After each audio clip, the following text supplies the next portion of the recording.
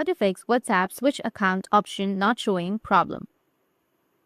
So if you want to fix your WhatsApp switch account option not showing, then what you need to do is you just need simply open up your Play Store, and from your Play Store you need to go with search and search for WhatsApp.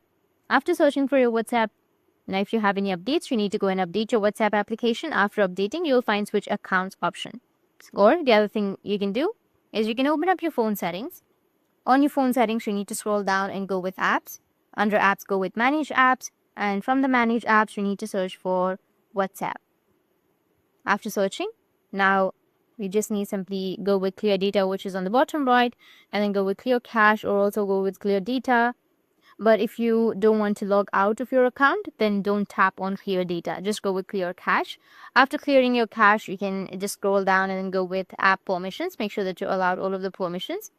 And the other thing you can do is make sure that your device is not asking for any update.